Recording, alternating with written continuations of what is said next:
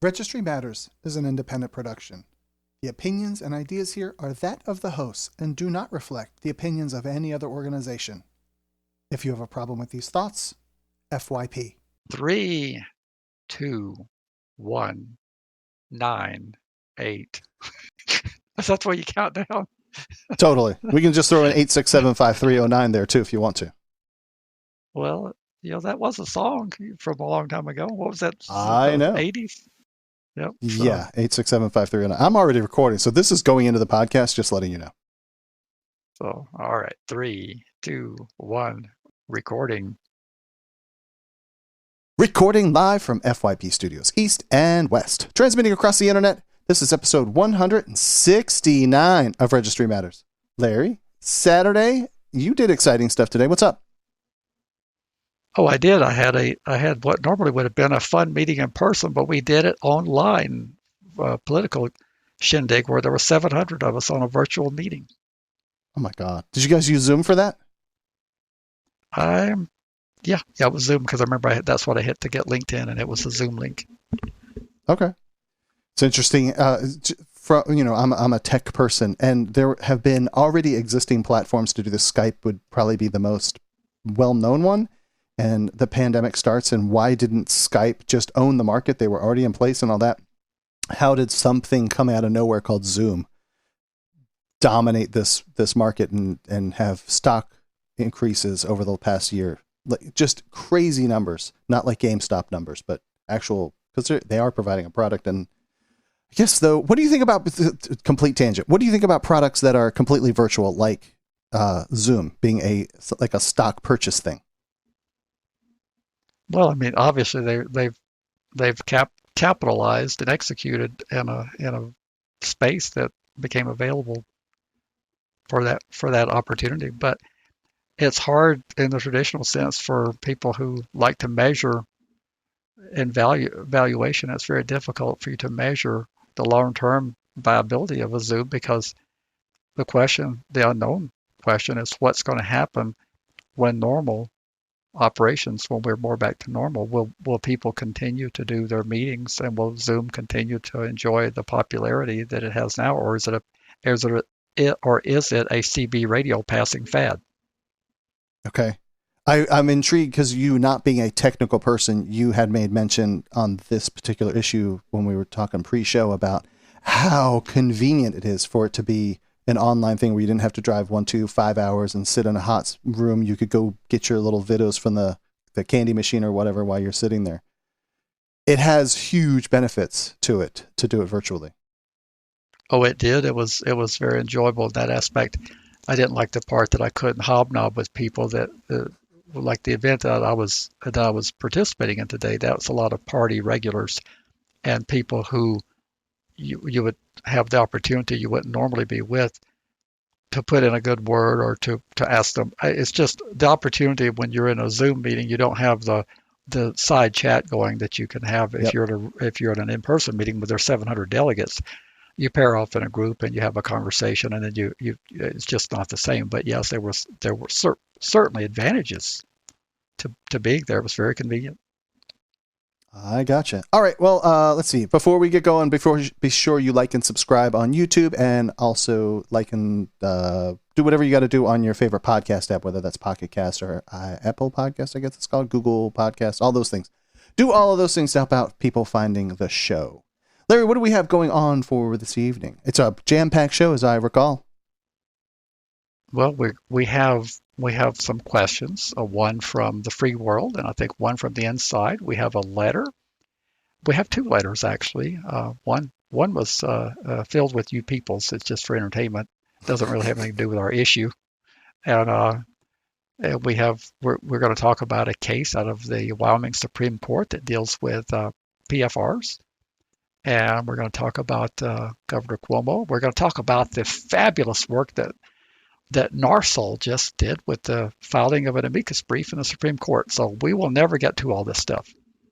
We might not. So there might have to be a part B show, maybe. I don't know. We'll cram it in here. We'll talk really fast. You ready to run? Let's do it. All right. So first up on the docket is this little comical thing that people complain about us saying, you people, but you found this little snippet, and it says, "Dear Chairman of Elia," whatever that is, but whatever. "Hey, I've got good news amongst all the sharp criticism pouring out from me. SB 82 passed today. I know how much that deflates King John. First thing out of his mouth yesterday was curses for Steinborn. Go figure. See, you people at the Racketeering Alliance couldn't be honest. If you people consider this as punishment, then it is well deserved. You people built your whole scheme upon a lie. A lie! A foundation of sand. You folks," which we decided is kind of like a polite version of saying you people, "had to do stupid crap like push a tax-funded kickback, though my county's procurement office during a rigid public bidding process in 2016, thinking you weren't going to get caught. You people!" And it goes on. So that's funny. I think that was public bidding process, but there's so many typos and stuff that the characters that I don't know what caused them to be distorted, but that was exactly the way it came in on the Senate email. So I just cut and pasted it exactly what was in there. So Sure. I've heard people use "you people," but I think he tops us. Very much so. All right. Well, that was just for some fun. And then, so this will be the first question that came in. It says, "You two get on my nerves because you don't seem to have a clue. Last episode, you cried your crocodile tears about people being held in prison after the parole eligibility date. Boo-hoo. I hate to tell you that it happens all over the United States. People are eligible for parole and are still in prison. Do you effing people live in caves? Come on, man. Try to understand the real world. And what's even sadder is that you don't seem to realize that those serving federal time aren't even eligible for parole at all." Wow, Larry, that's kind of a scathing letter that somebody wrote in. Well, see, I met the letters to the editor for the Albuquerque Journal about 35 years ago, and he said that when he got a letter that said, "I know you won't print this," that he worked really diligently to try to find a way to justify printing it. So when we get these kind, as long as there's not foul language and personal attacks, I don't consider that a personal attack. He's hearing something different than what we're trying to communicate. So I thought it was worthwhile. If one misunderstood it, maybe others did as well. So I'm fairly sure that neither one of us live in caves. And I assure you that we do. I assure you we do understand all your points. Unfortunately, you may have missed the point that we were making about the situation in Pennsylvania, which is distinguishable. You stated that many who are eligible for parole are sitting in prison. While that is true, that's not the same situation as what exists in the state of PA.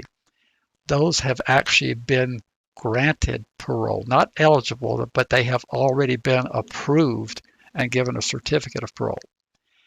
If I were licensed to practice law, I would consider filing a lawsuit and allege that the detention is unlawful and show the certificate of parole as my primary exhibit because it says you have been released and subject to these conditions, and assuming you've signed that parole certificate, my contention is that you should be on the streets. In addition, if I were in risk management for the state of PA, I would be very fearful of potential liability. What happens if one of these people get hurt or killed and they've been paroled and they're still sitting in state custody? So I'd see it as totally distinguishable. In terms of parole in the federal system, we've actually talked about that, I think, twice in the last several episodes.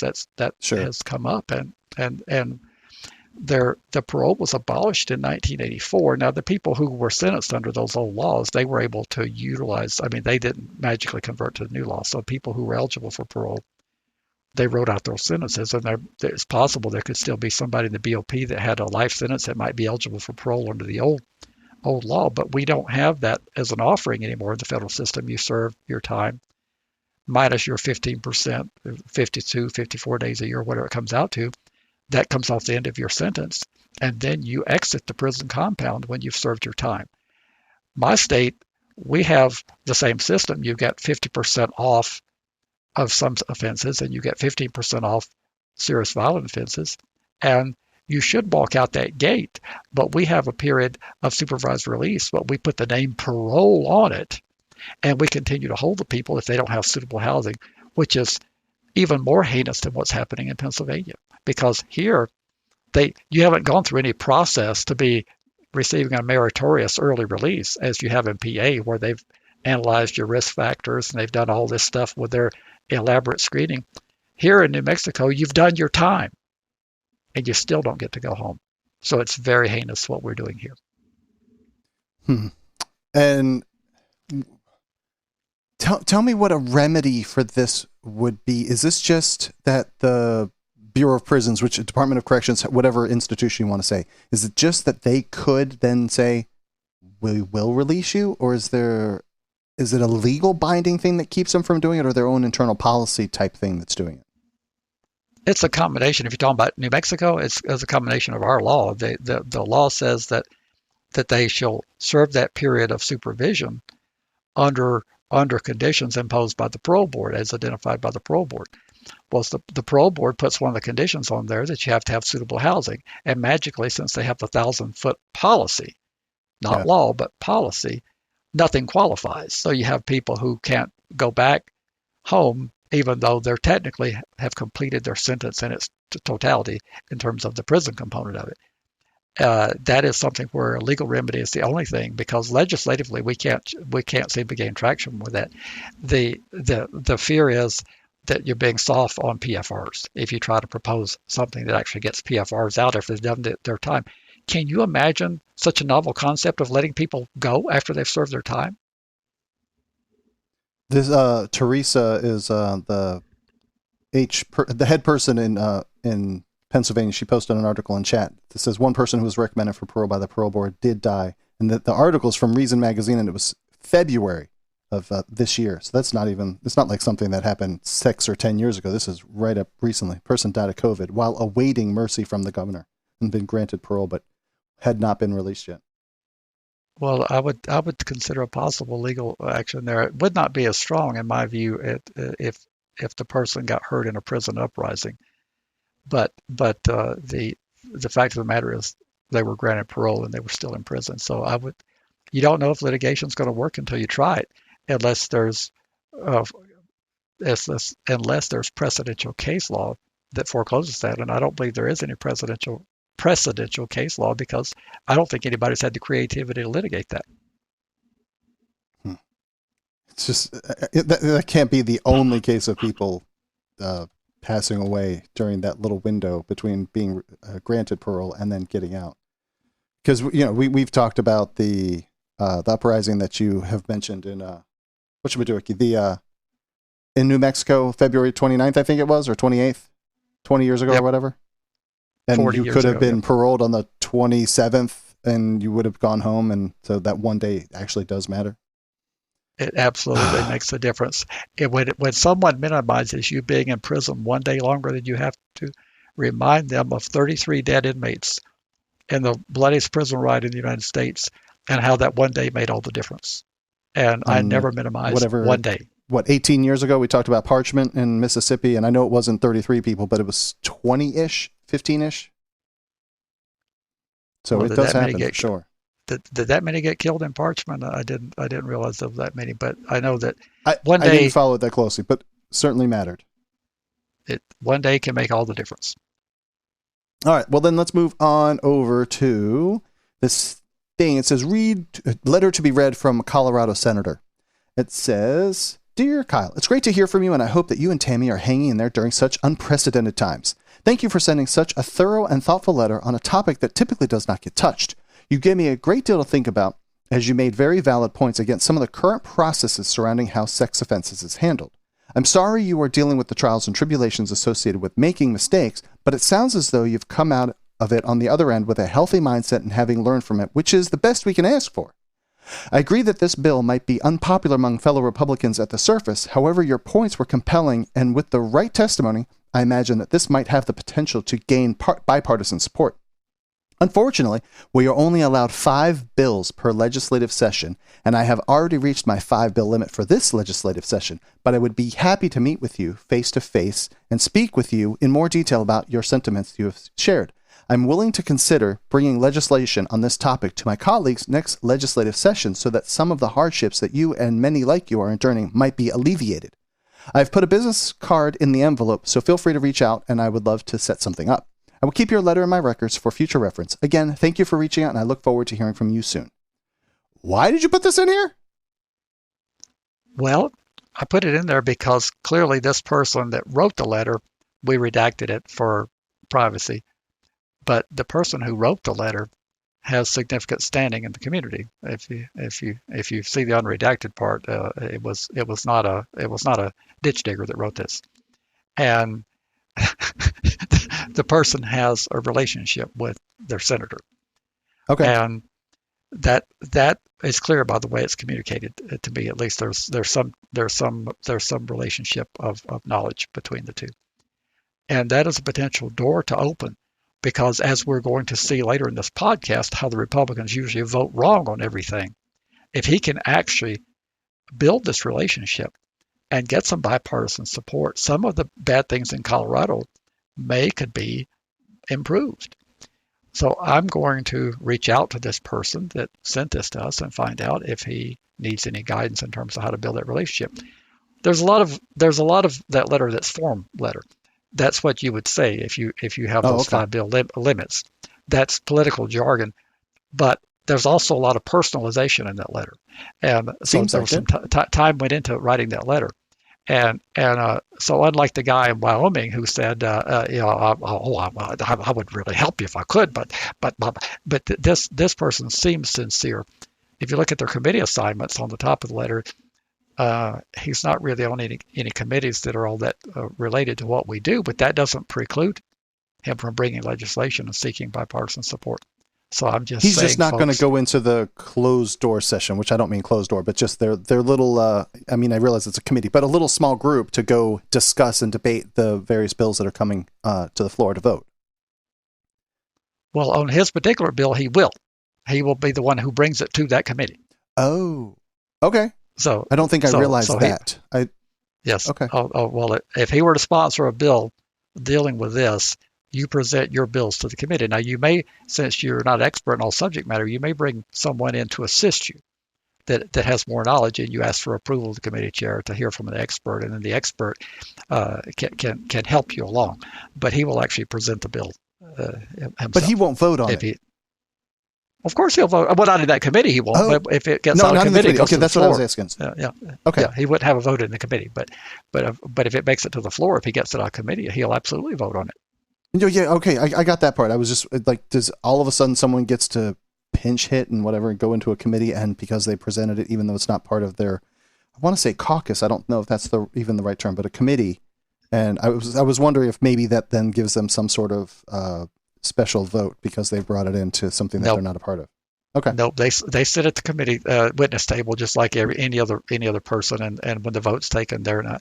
Now, I don't know how Colorado does it, because most of these states are terrified at voting with the public watching, and we vote. Okay. Our legislators vote after they've heard the bill. They don't do it that way in other states I've traveled to, and I don't know why. There's this. To me, it's like answering the phone.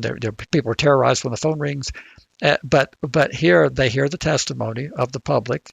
Then they hear the questioning back and forth between the committee members, and then after there seems to be no more question, the chair will say, "And what is the pleasure of the committee?" And someone will make a motion to do pass, and then the clerk will call the committee secretary will call the roll. And if it doesn't have enough votes to do pass, then they'll ask, "Is there a substitute motion?" And usually the substitute motion is to table, and they do that with the people looking at them that have just spoken, and like I say, since I don't know how Colorado works, they may hold the vote like Maryland does at 2:00 in the morning in some smoke-filled room. But we actually do it here in transparent setting after they've heard the bill. The decision's made right then, whether it's going to move on or not. So it sounds like, though, and I was just saying this, Brenda is confirming all this stuff in chat, that it's, to me, I can see this going both good and bad. If you want something to get squelched with some crazy kind of shenanigans, then not with them voting, then if it doesn't become public that way, that seems like that could be good. But at the same time, I could see where things would be, I could just see it being a double-edged sword, I guess is really the short way to describe that. Well, we seem to extinguish an awful lot of things that way here, so I'm not so sure it's as bad as what she's laying the foundation for it being. So, sure. You just have to have votes to table. If it's bad public policy, you have to table it. And you tell people when you table it, this does not mean this bill doesn't have promise. What it means is it's not ready to move on. You've got more work to do. You may have to bring this bill back next year or the year after. Right. Right. But a lot of good bills are tabled because they're not ready. They're problems that came out during testimony. And the public doesn't understand maybe that that would be a decent segue over to it's not the next thing, but let's couch that just for a minute because of the thing that we're going to talk about in Georgia, just if that's a possible thing that could make a bill not ready. And we'll come back to that in just a second. But let's move over to this first question that you have in here. It says, "Dear Sir or Ma'am, though I'm still pretrial status in the Western District of Texas, I'm wondering what your organization does or can help with, or what might I be able to help with? There are some fairly serious allegations against me, though, and I've been in this pretrial status for over 3 years now, 1,148 days. Is there anything I can do to mitigate the damages that are coming my way? I'd like to ease the troubles I'm facing. Though I know there isn't much that can be done, the courts are going to do as they please regardless of me anyway." Ooh. So on Reddit, there's a subreddit called Sex Offender Support, and people fairly regularly post in there about, "Hey, I've been charged with this. What can I expect?" And a bunch of people write in of like, basically, you're in an airplane crash, put your head between your knees and kiss your ass goodbye. Like, I don't want to completely blow people out of the water, but these charges and the veracity of them coming after you is horrid. Well, in the old days, I could have given you a lot of information that I don't have now because I could deduce it from the circumstances. In the old days, we could conclude that this person has a high bond that they can't post. Well, it could be that in this instance, he's being held without bond. We don't know that. And because of the seriousness of the allegations, that they can't be released to the community safely, even though there's presumably there's a presumption of innocence. But since Texas has not been on the forefront of bail reform, I'm going to assume that the bond that he has, there is a bond that he just can't make it, which may suggest also that he's relying on public resources, which from county to county in Texas vary dramatically in terms of what they do. He's going to need to be very participatory in his case, and he's going to have to insist on asking a lot of questions, which is hard for a person in custody because the lawyers don't like to come see you. They have to drive and go through a lot of screening to get into the institution, and it's dead time traveling and waiting to be screened in and all this stuff. So it's going to be difficult. A person who's sitting in custody has extreme disadvantages. And what's coming at him, coming at him is that with this amount of accrued time in prison and pre-trial confinement, he's going to get a plea offer at some point. I mean, assuming that the charges are not so heinous that the prosecutor is seeking life without parole, but assuming that the charges are somewhat within a zone of this person would be expected to be free again, they're going to come at him with a plea offer if he's got that many days. How many days did he say he's got? 1,148, so over 3 years. Well, a lot of felonies in Texas carry 2 to 20, and so he's already served more than the minimum time for most of the felony sex offenses in Texas that don't carry life. So he's going to get a plea offer, and if he's not guilty, it's going to be very tempting because at some point you wear down from being in custody. And they could potentially say, "Time served, go home." Well, they could say time served and go out on probation. They're not just going to cut him free altogether, but he could get a sentence that would be that he would have served enough time to where he could be on community supervision, on GPS monitoring, and all those things conceivably. So I'm not optimistic that Texas does that very often. Oh, they do a lot more than what you think. Okay. So Texas doesn't keep everybody in prison for life. That's a misnomer. They lock up a lot of people, but people go home a lot in Texas, believe it or not.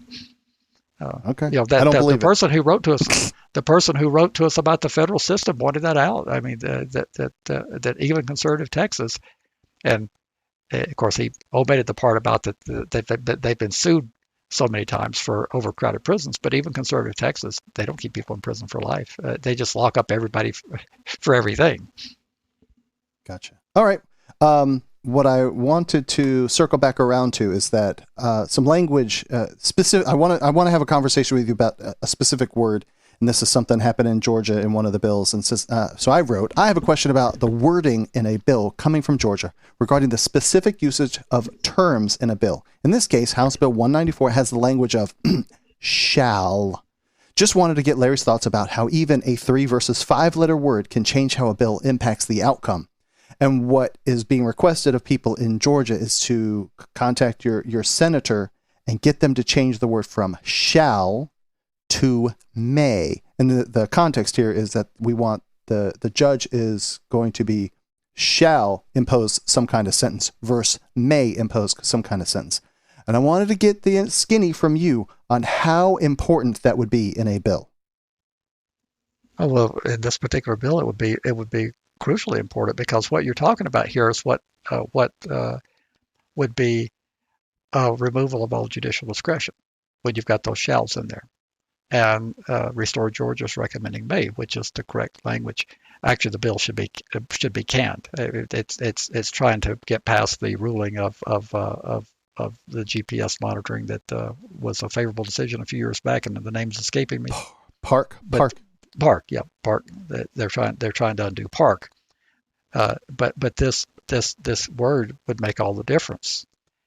The problem you have here is it has already passed the House of Representatives, and it's now in the Senate. So you've got a bill in the Senate where you're going to have to change what's come across the rotunda.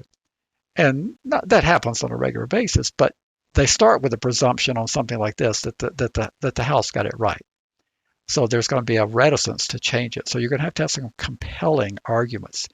And what's supposed to work with conservatives, and it often doesn't in this case, would be the fiscal analysis. I can just about guarantee you they have not put the fiscal analysis to this, because it would require some enormous calculations to look. You'd have to do a retrospective look at how many people has been convicted under these statutes that would require the shall, and you'd have to do the cost analysis of how much time that would cost the state of Georgia in prison time for these people had the courts been forced to impose that prison time. And then the GPS monitoring, because courts, aren't they imposing a minimum prison time as well as the GPS monitoring? Do I have that part correct? The judge shall impose, as I remember reading it, the judge shall impose either life or lifetime monitoring. Those are the two choices that a judge has for a second offense. Okay, so what I would attack this with would be, I would go to the people on the Senate side and try to get it assigned to a more thorough fiscal analysis, to a committee because they're going to want to send it to just one committee. And conservatives tout themselves about how they're fiscally responsible. So you would take that data to them and say, look, this is going to have a significant financial impact on the state of Georgia. And what's going to happen is we're going to have a whole bunch of people who are shall have to wear these monitors, and they can't afford them because they can't work anyway. So they're going to end up back in prison. And there's a huge hidden fiscal cost to this. And if you can get any conservative buy-in, which they magically flip on stuff like this, but if you can find an intellectually honest or two conservative, you might be able to slow down the train on this and get this thing to die on the Senate side, or at least to be amended. But they're going to start with wanting to pass it as is. That's where they're going to start, and that's going to be the process. The House, if you look at that, not a single Republican voted against it. There were 59 no votes. I want to pause you before we get to that, because someone in chat is asking, can you more thoroughly describe shall versus may? I'm going to give you two examples. One is in the Constitution, it says that the president shall nominate Supreme Court justices. And we were talking about a Georgia bill forever ago, basically at the beginning of our relationship, that talked about after 2 years, you shall be placed on unsupervised probation. What does the word shall versus may mean? Well, that's kind of self-explanatory. That there's no option on shall. So I have that argument with lawyers all the time. When they do a probation order for someone that's going to transfer out of state, they put in the order that probation may be transferred. No, that's really great. Okay. It goes Okay. to the probation department. They look at that and they say, well, and the person says, well, I get to go to Ohio. And they say, no, you don't. Well, the judge You said may it. go No, to Ohio, the judge but didn't you say that. shall not. Yeah, but since you cannot order that Ohio accept the person, you put in the order, and I've written dozens of these, the Corrections Department, Probation and Parole Division shall initiate an application for transfer pursuant to the Interstate Compact for Adult Offender Supervision. That's where they don't have a choice to do that. They can't force Ohio to take you, Sure. but they can't defy the judge on at least attempting to facilitate the desire of the court. If you tell Gotcha. the courts that they shall impose this, they either have the choice of not following the law, and we don't want judges to ignore the law. We want people that enforce the law, as far as I've heard this all my life. So therefore, they're going to enforce the law, and they're going to do the shall. So it's a difference of if you want to, you can, versus you will do this. That's all the difference in the world. And like I say, the fiscal ramifications. This is the type of bill that I would do my best to get assigned to one of our fiscal committees, which at the House is the House Appropriation and Finance Committee, and the Senate it's the Senate Finance Committee. I would try to get it assigned to one of those committees because there's no way you can begin to calculate this accurately, but you could throw out some wild guesses with some data. And they do keep data on how many people are convicted in Georgia. I think they do have an administrative office of the courts, and you could put together something here. But otherwise, they're just passing this with no idea what it's going to cost in the long term. And I've even seen lawmakers say, "I don't have to worry about that. I won't be here then." You know, when this starts, when the cost. There was a lady, a lawmaker in Arkansas that passed a similar bill where they were going to have to be fitted for GPS, and it was not retroactive. So she said, by the time anybody gets out of prison that has to be fitted for GPS and the cost we have to deal with this, I won't be here. Yeah, and that'll be something they can deal with down the road. That's shouldn't politicians be concerned with, quote unquote, their legacy and what shit show they're leaving for their successors?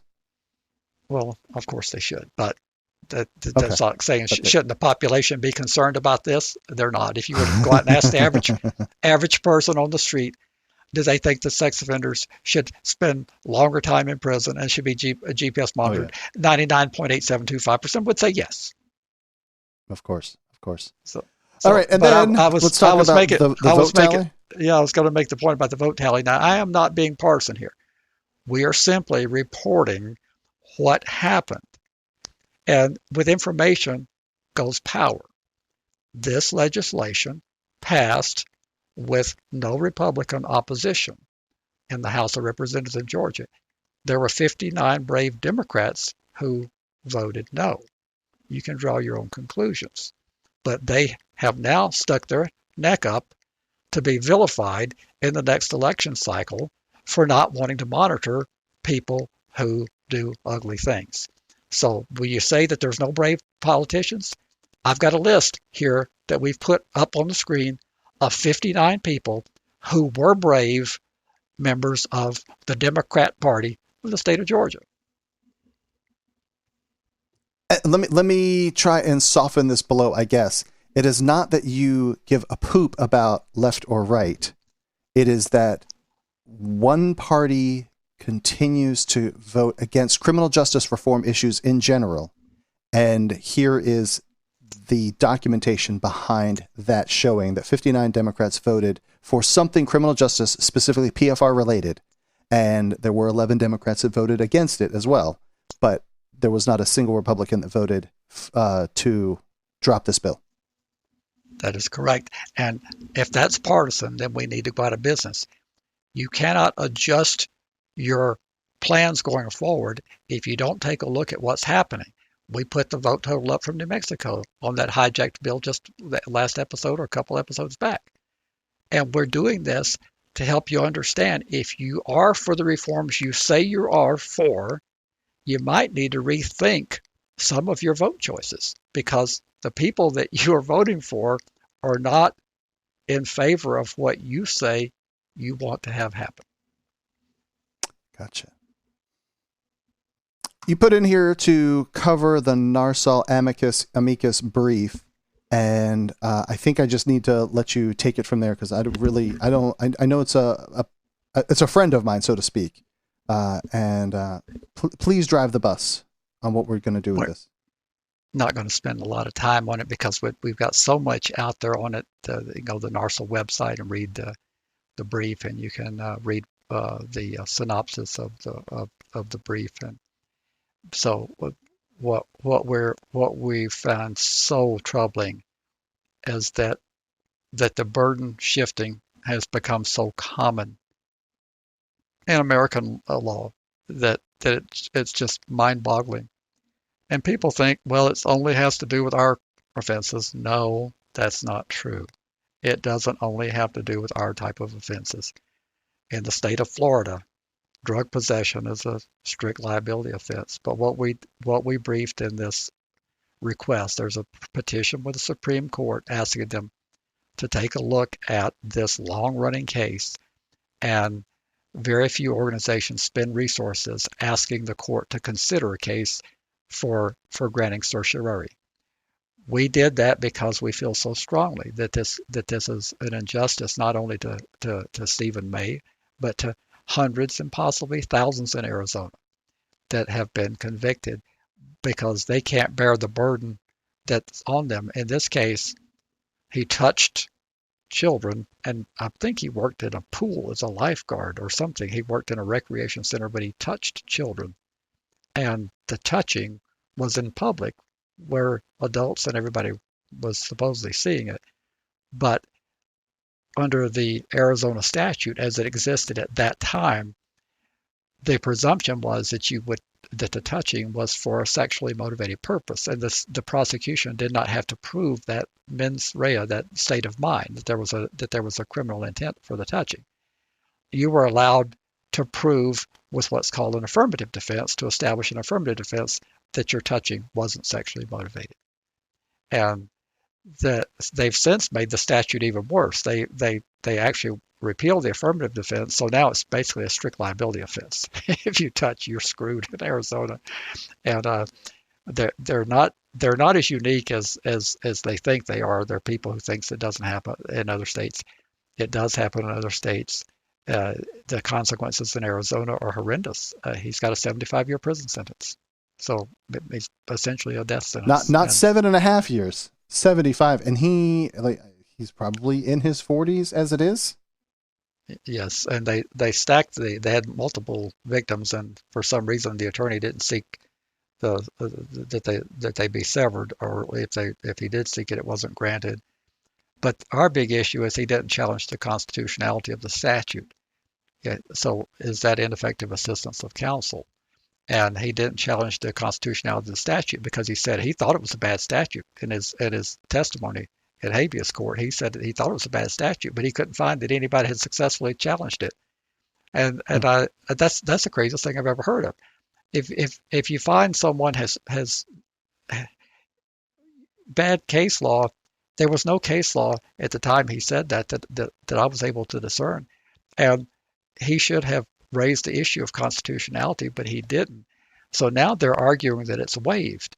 And I insisted in the NARSOL brief that they put in the case of class, which is a U.S. Supreme Court decision from a couple of years ago, where the Supreme Court adopted my philosophy that if a statute is unconstitutionally, if it's not constitutional, the very essence of the conviction can't stand because there was not subject matter jurisdiction. And class established that you can challenge the constitutionality of a statute after pleading guilty.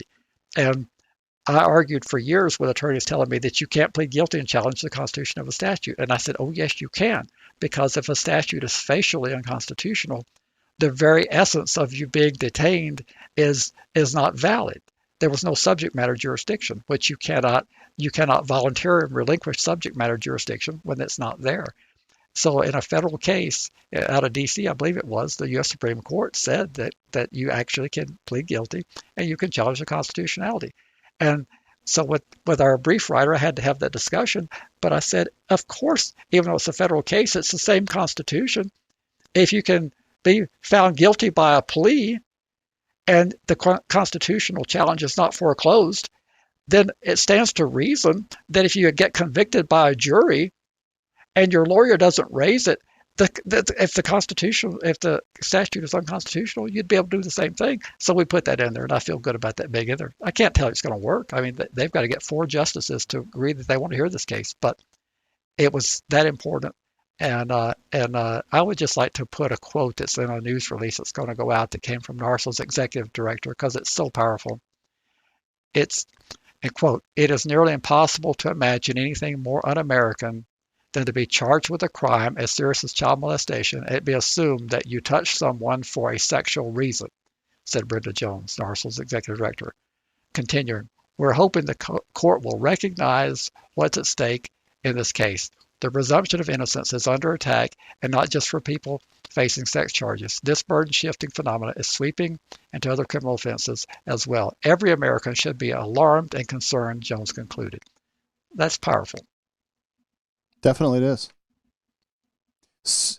I want to just take a second to circle back that says, can you imagine with a crime as serious as child molestation and it be assumed that you touched someone for a sexual reason? You could come up with a bajillion different scenarios where you touched a kid and perhaps you were about to deliver CPR and all of a sudden now you're just immediately assumed to be trying to touch their chest area and do CPR, but now it's sexual in nature. It's a disturbing scenario and then you have no ability to defend yourself against it. You do have the ability. You have to prove that it wasn't, which is really hard to do, of proving a negative in that case, instead of them having to prove that you were doing something with sexual intent. Well, see, and that's why when I'm at the legislature, this is so important when we testify, because they say a prosecutor would never do that. And I say, well, prosecutors do things all the time that you would think they would never do. If you had just simply put in the statute what should be in there, that the touching is sexually motivated, this man would not have been in prison for years, nor would dozens or hundreds of others. I don't even know how many are serving time in Arizona right now. And I don't know how many people in Florida are serving under the strict liability drug offense statute. I don't know any of that. But we've got everything turned backwards, and we're getting more so because we keep falling into the victim advocacy trap. And they want convictions for everything and everyone. And the more you weaken the due process, the more convictions you shall have. And this is going to the Supreme Court of the United States. This isn't just trying to go to the Arizona Supreme Court. This is trying to go all the way to the big dogs. That is correct. This is a cert petition to the big court. Cool. Never mind. I won't ask that question. Let's move on to this. I don't think. Okay, this was what we just covered, and then we'll move on. I guess we're at the grand finale here. The section on the. Do you want to talk about Cuomo first, and then do the Wyoming thing? You want to add in some stuff about Cuomo? They tie together, and I'm really troubled by this. No one is more outraged that sexual improprieties are happening. But again, as an advocate for criminal justice, I do not even begin to understand how there could be anyone who would say that a mere stack of accusations is enough to destroy a person and they should be presumed guilty. This troubles me greatly. We've got people who want to remain anonymous in the 7 that I think I've heard of. And we've got stuff that's very innocuous, in my opinion, that really trouble me. And the fact of the matter is, there's been no due process. And this is an example of what we just talked about immediately prior. If there is no presumption, as much as politically I'm not aligned with a lot of Cuomo, and I think he is a little bit on the disingenuous side politically, he is entitled to everything that every one of you want, which is the presumption that he's done nothing wrong, and he is entitled to a process to establish what he might have done wrong, where he can participate and rebut and confront those who say he's done wrong. And that is the American way.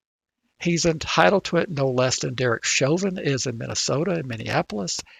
or anyone else. If you don't believe in that, then I don't know what Constitution you do believe in. I can only speak anecdotally that I, quote unquote, heard stories about where the Eighth Amendment comes from, things like the Confrontation Clause, of people way back in the day, back when you were in your youth, of how the Eighth Amendment comes to be, of people being persecuted and prosecuted in what would have been England and the United Kingdom back then, that without evidence, without your ability to defend yourself, and that's, as far as I understand it, that's where the Eighth Amendment comes from. And I think you're describing something that is moving in that direction, where just the accusations mean you're guilty and you have no avenue, no vehicle as a way to defend yourself and prove your innocence. And you're destroyed just by the accusations. Well, and he shouldn't even be having to prove his innocence. That's what we just talked about in the May case. Sure. These accusers have the burden of proving to some level. Now, since these are not criminal charges yet, and they probably won't become criminal charges, the form and the standard of proof may be lessened than beyond a reasonable doubt, which is what it takes to put you in a caged enclosure. But he, nonetheless, is entitled to some process by which people come forward. And Scalia, maybe you can cue up the clip where he says that you shall come and say these accusations publicly, and the person has an opportunity to cross-examine you. And he deserves nothing less than some due process. And to the credit of the previous federal administration of Donald Trump, they went in the college campuses and they tried to put some semblance of due process back into these accusations on campus. And I'm afraid that'll probably go out the window with the administration we have now. Do me a favor, if you would. I heard on a podcast that this may have been the result of there are some mishandlings of the COVID situation in New York that he is being blamed for, that he was politically weakened, and that opened the door for these allegations to then gain traction instead of him being so popular and untouchable, I guess. That's how these come about and gain any traction. Absolutely. He has suffered the damage of the reporting, withholding information, and masking the numbers, and just the fact of the matter is, if you look at politics of New York City and New York State, the people that are immensely popular, they fade. I mean, they look at Koch. I mean, he was a 3-time mayor of New York, and he went down to flaming defeats. I think as a flaming defeat in his 4th attempt, so it's in the course of doing your work, you alienate people when you've had a long tenure, and he has. I think he's been in office. This is his 3rd term, and he's had a chance to alienate a lot of people.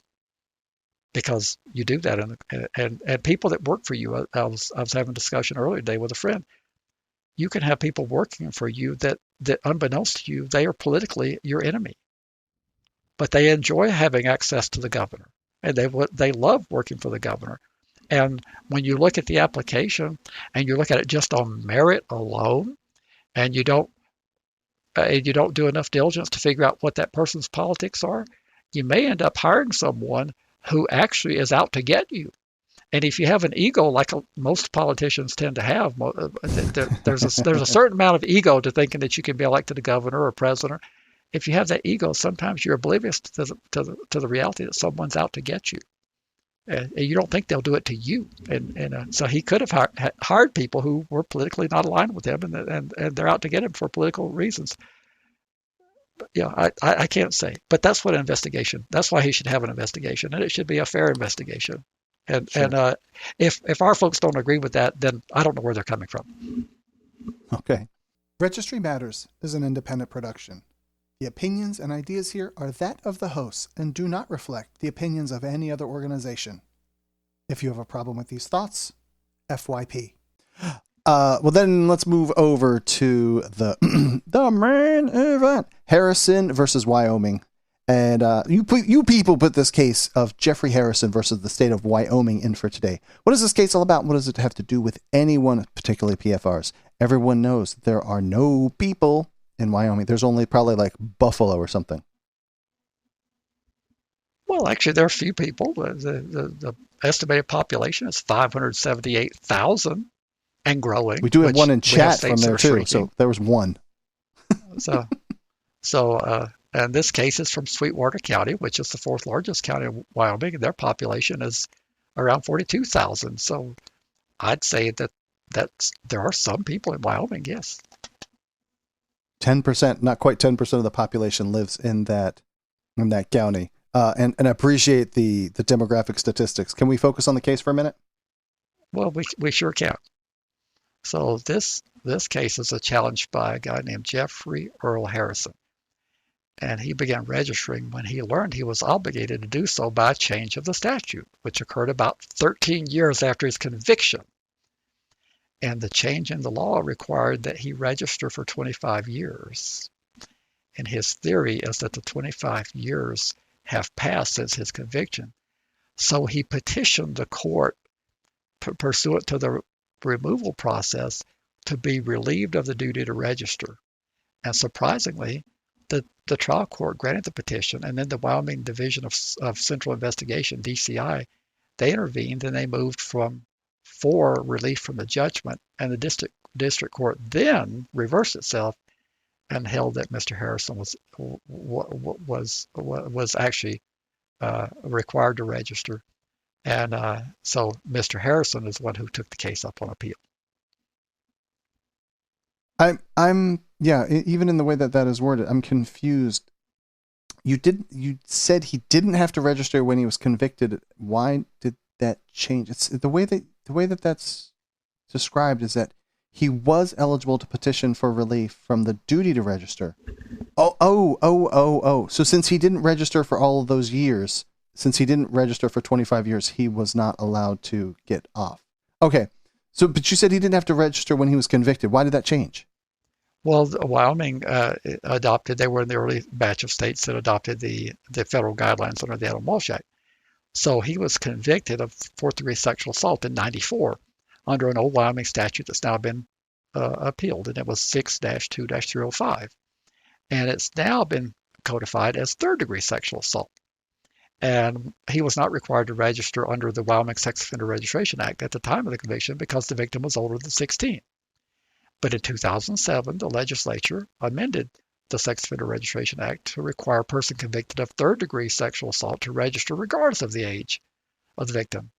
And under current law, the duty to register begins on the date of sentencing and continues for the duration of the offender's life. However, an offender may be eligible to petition for relief after registering for a particular number of years, and on this offense, it was 25 years he was eligible to petition for. So he filed a petition asserting that he was eligible to be released of the duty to register because it's been 25 years since he got convicted. I think, I don't know if this comes up in the questions that we have. Because it's a civil regulatory scheme, they can just do what they want to do. I think. Correct. Okay. And I want to make sure that I understand the rest of what's going on with the case, though. So in 2019, Mr. Harrison petitioned the district court to be relieved of his duty to register, and the district court granted the petition. So he should have been removed from the requirement to register. And then the DCI moved to intervene, and the DCI filed a motion for relief. So they filed to not have to relieve him of the duty to register. Did I word that right? Okay. Correct. God, we're back to freaking games of Othello where we're using negatives to. I hate when you ask a question in the negative and you have to say, yes, I agree with your negative statement. I really dislike that. And the DCI's position was that because the statute requires registration for 25 years and dude had only registered for 10, he did not qualify for relief. So since he didn't register for 25, he had only registered for 10, he still owes them like 15 years, I guess. So what did the statute require? 25 years. His theory was that he should receive credit for the time he wasn't registered when the law didn't require registration for that particular offense. What is wrong with that theory? If he was not required to register at the time of his conviction, why should he have to suffer now? He didn't seek to avoid registration, or did he? He did not. He didn't. There was no requirement to register. So this was an expansion of it was a recodifying the statute to make it a more serious offense, and I'm sure the victims had something to do with that. And then they made that a third degree, a more serious of offense, and then they made it subject to SORNA. So that was an unfortunate thing that happened when Wyoming modified its law to become in compliance with the AWA. But what's sad was that the AWA actually permits a jurisdiction to provide credit for the time that has elapsed since the conviction. And they designed that clause to address the reachback provision of the AWA, which requires registration for those who reenter the justice system as a result of a new conviction. So if you go out and commit a new offense and you have an old sexual offense and you've never had to register, one of the compliance components of the AWA is that you will recapture that person. And so it's not clear that that's actually what happened in this case. We don't know if he picked up a new conviction and received his notice of the duty to register at that time, or if Wyoming created a team to go looking for those who previously did not have to register and found them that way. We're not clear on that. Could you go back to the term you said, recapture that person? Could you elaborate on that a tad? What you could have under the AWA, it applies retroactively, but they realized a lot of people who have offenses had exited the justice system. Okay. And therefore they would not be subject to registration, and there would be all this problem with trying to figure out who they are and notify them. So upon re-entry to the justice system, if you come into if you get arrested and you get convicted of a felony level, it started out any criminal offense, but then they modified it to be a felony level offense. If you have a subsequent conviction for a felony level offense, then that is a re-entry into the system. So then you're notified of the duty to register. They are permitted to give you credit for the time that has elapsed. So, for example, in a Tier 1, if it happened more than 15 years ago, you would have already run the table. On a Tier 2, since it's a 25-year obligation, if 24 years had passed, all they could do is tell you to register for a year. But the problem is your state has to adopt that into their statutory scheme. And since we weren't there at the table when Wyoming was discussing this, the Wyoming law enforcement apparatus did not volunteer that information, even if they knew about it. And I can't say if they knew about it because the Animal Walsh Act is somewhat complicated. That's why it's taken all these years, and there hasn't been more substantial compliance. It's exceedingly complicated. But I can assure you the law enforcement apparatus, even if they knew about it, they would not be touting the virtues of not bringing these old people back. So if you had a Tier 3 and you re-enter, then you're stuck because there's no discharge. I mean, they can give you all the credit they want to, but you're still alive, and a Tier 3 is a lifetime obligation. But they could have, in Wyoming, given him credit for that time, but they didn't do that. Okay. And does this decision serve as a teachable moment for our people? What do you want to glean? What do you want to pass down? What wisdom do you want to bestow upon our people? Does this decision a textual jurist can be proud of? It is indeed. This is actually a teachable moment, and this is a very textual interpretation because the court noted that the goal of statutory interpretation is to, quote, give effect to the intent of the legislature, primarily on the plain and ordinary meaning of the words used in the statute, end of quote. And that a basic tenet of statutory construction is that omission of words from a statute is considered to be an intentional act by the legislature, and the court will not read words into a statute when the legislature has not chosen to include them, end of quote. Therefore, since we weren't at the table asking for that inclusion of that in the 2007 adoption of AWA in Wyoming, the legislature did not adopt that. And most of the people who listen to us, who claim to be supporting textualist judges who don't legislate from the bench, this would be a moment to be proud of. They did a very textual interpretation, and they did not do any legislating from the bench. You said that it's a provision of the AWA, so isn't there a supremacy clause in the U.S. Constitution? Doesn't federal law supersede state law? Not in the case of the AWA, because there is no federal registry. The AWA, it was merely a set of recommendations to the states. But it's undisputed that Mr. Harrison was not required to register from 1994, the date of his conviction, until 2007, when the legislature expanded the class of sexual offenders to whom the act applied. Mr. Hansen even conceded that the legislature did not specifically address such periods in the statute. And the statute does not say 25 years of registration shall include periods of which the offender was not required to register by law. And the court noted that it cannot read words into a statute to find that it does. The court stated, if we concluded Mr. Hansen ceased to have a duty to register 25 years after his conviction, we would read words registered for at least out of the statute. It says for at least 25 years. And therefore, they chose not to read out what was in the black letter law. As a textualist, you should be very proud of this. But he didn't register for 25 years. He only registered, I think you said 10. So he did, at the time, his obligation, and they then changed it, and they, a bait and switch, not a bait and switch, but they switched it after he had finished that duty, that 10-year. But because it's a civil regulatory scheme, they can capture all of us from our crimes from 1950 and way back and just go, well, sorry, you have to do it now. And that's okay, because it's a not punishment. It's a civil regulatory scheme. Well, no, that's not true. He did not register. There was no obligation when he was convicted. Okay. So he's like a whole bunch of other folks that have 1990s and 80s convictions. There was nothing that required them to register. Okay, I thought he had registered for some period of time. Well, he has registered 10 years since he learned of the duty. He started registering in 2009 after they changed the law in 2007. We're not clear how they found him. We're not clear if they had a Gestapo squad out looking for him or if he reentered the justice system. We don't know that from what was in the decision. But what we do know is that the text of the law says you shall register for at least 25 years. And the court chose not to read that out of the statute because it's in there. So if you don't like the statute, you need to get it changed, because the court is not going to legislate from the bench on this particular issue. Not that court. We do have courts that do it. But what about if they chosen to invent that requirement? Wouldn't that be legislating from the bench?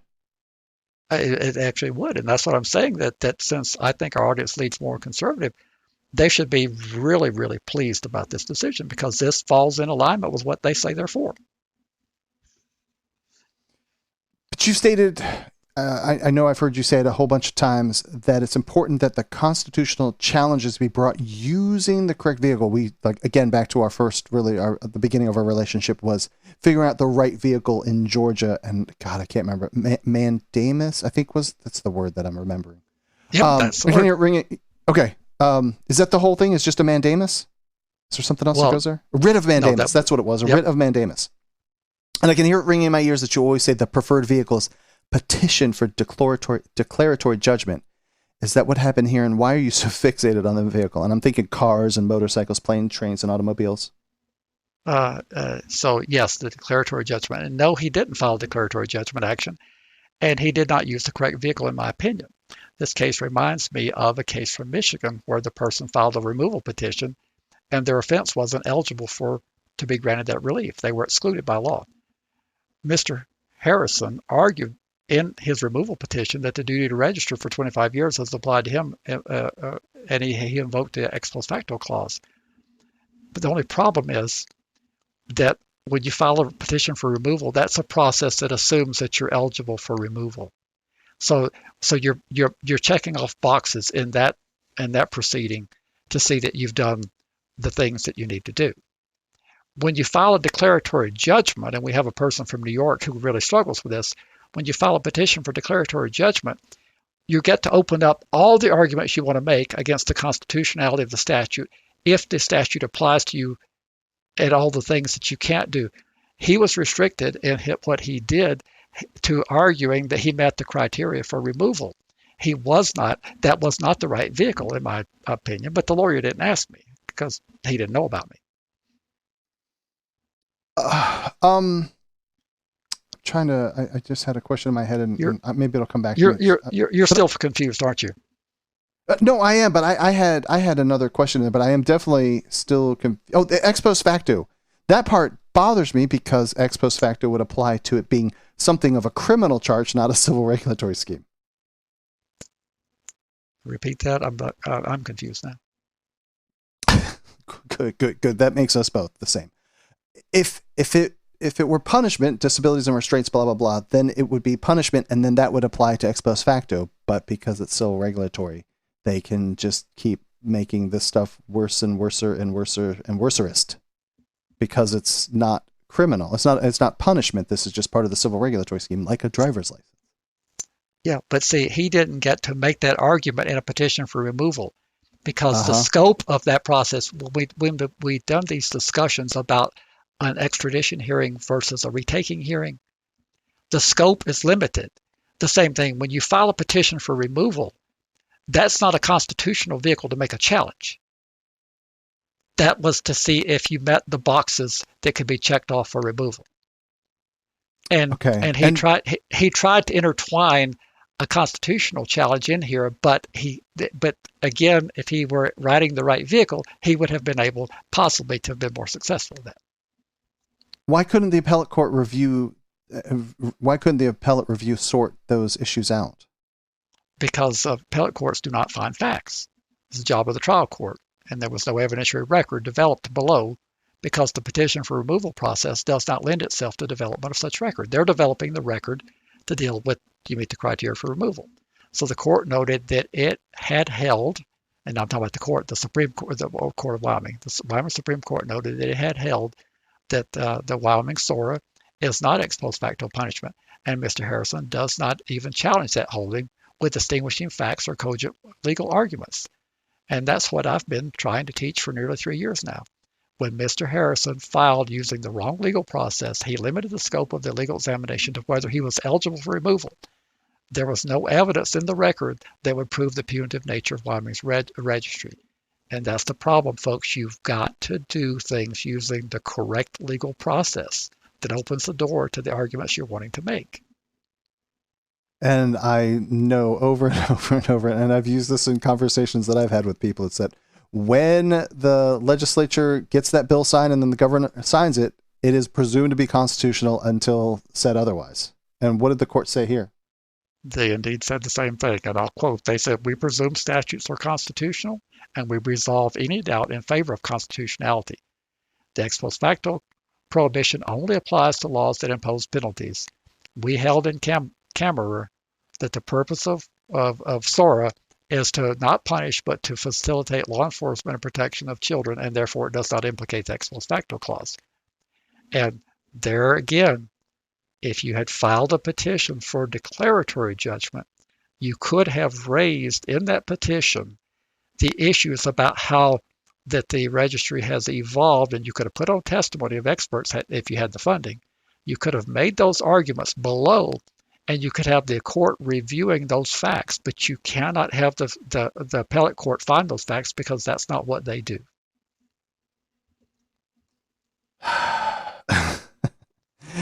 I see all these flaws that we keep talking about, and this seems to actually like highlight so many of them that we have talked about. Fact finding, we could talk about Smith versus Doe in Alaska, that the higher end courts don't go look at facts of what was missed. They just are presented with their facts and make their decisions based on what was already there. They don't go expand the scope. That is correct. They're reviewing the facts that are established below, and they're applying the law to those facts. The law being the statute, they're interpreting the statutes, they're interpreting the Constitution, and they're interpreting the body of case law. And that's what Justice Scalia referred to when he was talking about about why you don't keep relitigating the same issue over and over again. That was the theory of stare decisis. But if there's anything, people that are in chat should look at the case. Look at all the attorneys who are on the state of Wyoming side, and just look at the one attorney which appears to be a solo practitioner because of the way it's listed on there. And you can see the array of resources that they aligned against this challenger.